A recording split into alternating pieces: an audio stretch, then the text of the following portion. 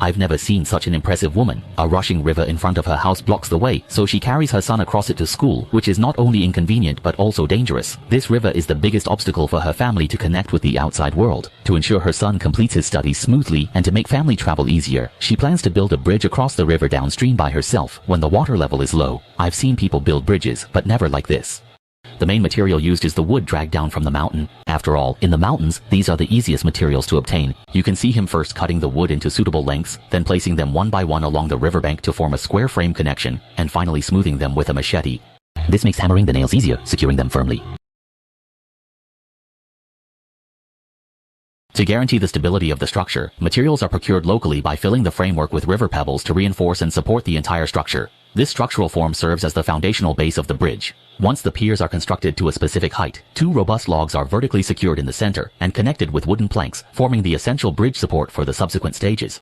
The other side of the bridge pier is constructed in the same way, using logs to form the framework, with pebbles filled in the middle for reinforcement. The method of operation is exactly the same as before, simply replicating it without any changes.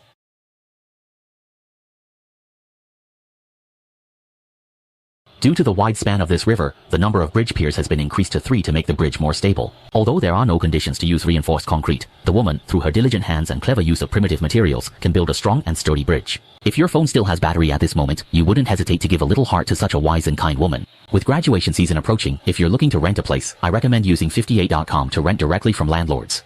There's no agency fee, and after building the bridge piers, the next step is the framework. Since the logs in the back room are heavy, he tied a rope to one end and used leverage to move these sturdy logs onto the pier supports, forming the bridge's main framework. One can't help but admire the woman's smarts and creativity. What usually needed several people, she managed with just a single rope. Cut a groove into one end of the wood so that it can fit perfectly onto the bridge pier's support. Due to the early arrival of the rainy season, the river water is rising rapidly. Fortunately, the main structure of the bridge is almost completed. Next, the deck needs to be finished. The deck will also be constructed using this kind of solid wood, which will be laid piece by piece on the bridge framework and then secured firmly with nails.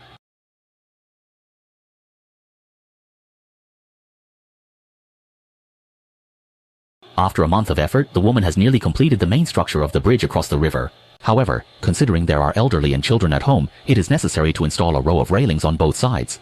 Holes are drilled in the wooden planks on the bridge deck, then guardrail posts are crafted according to the size of these holes. A row of wooden slats is then nailed between the posts to provide protection. With this, the bridge connecting to happiness is fully completed. If the full score is 10, how many points would you give these diligent, clever artisans?